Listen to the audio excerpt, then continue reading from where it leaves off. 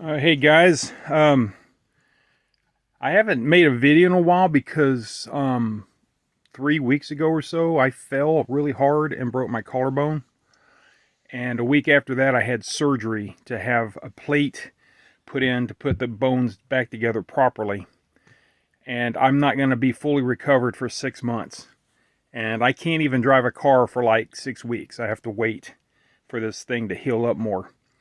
But as long as I don't lift anything very heavy with my right arm, I broke my right collarbone. As long as I can lift what I need to lift with my left hand, I can do a little bit of stuff. Well, at any rate, today this is a video about this can opener.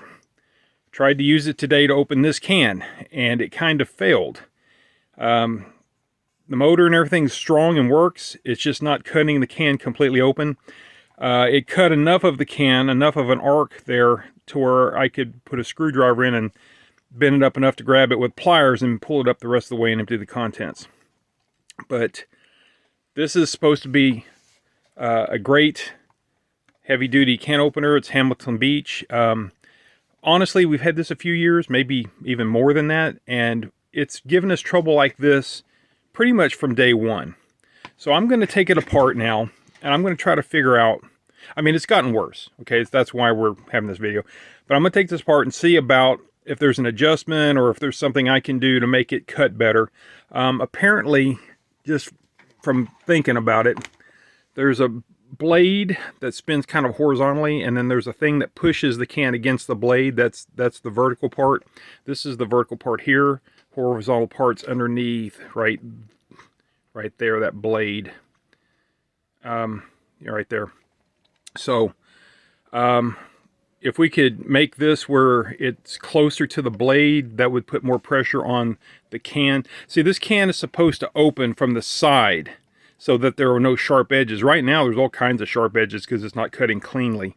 So normally you would pull this up, there'd be no sharp edges, and this cap would actually be able to be put back on without falling in because it's cut from the side, not the top like the old conventional cutters, can openers. So let me break into this, open this up, and see what we can figure out.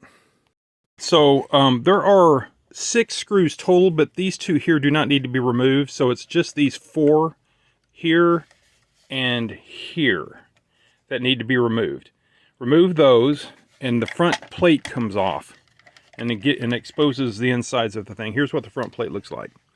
And it needs to be clean, so I'll take care of that as well. But so get that front plate off to get to the motor and the cutting assembly. Now, with that apart, you can see better what I'm talking about. This is the horizontal spinning blade thing that cuts into the can, and this is the thing that the motor attaches to through a reduction gear here. That piece here needs to, when you actuate the actually, it was actuated, so without it actuated, you see there's a big gap so that you can get the can lip in there. But then when you close the thing, when you close that thing like that, it draws in the part that the motor's attached to, and the can gets crimped against the blade. Well, look at the gap there. That's quite a bit. So that's going to be the problem. I need to figure out how to make that thing go down towards the cutting edge, towards the cutting blade, so that the can gets a more well-defined cut. So let me look at this for a second. This piece here needs to come out somehow, so it looks like 4 screws. I'll try these 4 screws and see what happens. I expect this whole piece will just come out, and then that will tell me more of what the story is. So there's the 4 screws that was holding this assembly in. It did not want to come out very easily, so I had to kind of jiggle it out and put some force to it. It did pop out finally. The 4 screws for the back cover, these were the lower ones, these were the upper ones. They look to be all the same, so don't have to worry about mixing those up. At any rate, so we're ready to pull this thing out.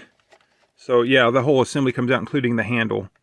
And so this is what we've got. Now this is the first time I've seen this, looked at this. But, okay, this looks interesting. There's a spring here, you see that? So that tells me that something either must keep attention on something, or this is adjustable, or both. So yes, this looks like just a set screw of some type, or a set nut, and this piece here is threaded. That's the shaft that goes all the way through to the gear that I want to bring in towards the unit, so that there's less space for the can to have when I shut it. I don't know if that makes any sense. Anyway, got some grease on there. So that's metal. That's surprising. Now that it mates down to the motor somehow. Okay, it's right over here. There's the gear, and that's plastic. Now see, that's going to be a problem. Eventually that's going to break. So maybe I'll put some more grease on that before I put it back together. At any rate, let's see. Yeah, it looks like this might be something that can be adjusted. So let me see if I can tighten that, or if it's all the way tight and then we're screwed. There's nothing more that can be done. But let me see if I can tighten that and bring that that thing in. Okay, this didn't go as planned. I wanted to tighten that nut. That was the original plan. And you can see that the front of that has a slot. You see that slot going across there? Well, that's for like a flathead screwdriver, I suppose. So I put a flathead screwdriver, you know, with a wide tip, and I used an 8mm ratchet to try to tighten that. Well, it would not budge. I kept losing the bite on that. It kept popping off the screwdriver head. So I decided, well, let's unscrew it. Let's see if we can unscrew it.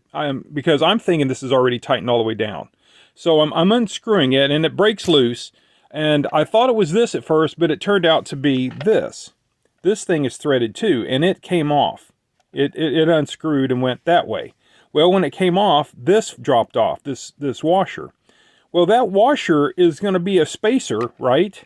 To keep this from going closer, which was the ultimate goal. So I just removed the washer. I just took it out, and I tightened it back in. And now when I close the lid on this, okay, so now when it's closed and you look, that piece is really close. It's really close to the cutting edge now. It's really doesn't want to focus, does it? Anyway, look at that. I mean, it's right there. So I'm thinking that's all I need to do. I just needed to remove that washer. Maybe when they designed this, they didn't take into account that they're putting a washer there. And that's why this never really worked very well from the beginning. So I'm going to put this back together, leaving the washer out, and we'll see what happens.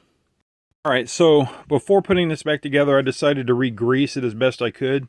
I thought it'd be a good idea to use this Blaster white lithium spray, but it was really too messy. It basically just got this all real nasty, and I had to clean it up with a paper towel. You can see that I've left some of it on the wheel there. Ultimately, what I did, though, was I noticed that there was some of the original lithium grease. See how it's stuck to the back of this? I just scraped it out, and I put it on the gear directly, kind of like this. Just, you know, once you get a little bit on that gear, it will distribute itself. But that's what I did, and that should be fine. But yeah, that lithium, this spray stuff, it probably would have been fine. It probably will thicken up over time, but it just came out of the can really wet and just went everywhere. So I'm not really sure that was a good idea. All right, let me get this back together.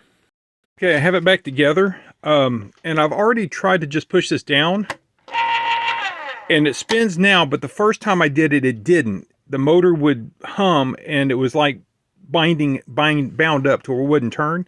So what I had to do is I had to take a small screwdriver and just unloosen or loosen this I don't know what the hell you call it. I'm going to call it a nut. You have to loosen this nut just a little bit to relieve the pressure, because if it was too tight when I just put it on there. So I just removed it. I barely loosened it, and now it's spinning. Now I'm going to try to cut this can with that, and let's see if it does it, and see if it does any better, because it failed with this can to begin with. Now I'm not going to be able to do the whole thing, because you can see that that lid's getting in the way, but I can get part of it. So let's try that. Okay, let's see if that made any difference. I'll prop the camera like this. Whoop. There. Let's see if I can... Yes, see that? I believe it did cut all the way through now.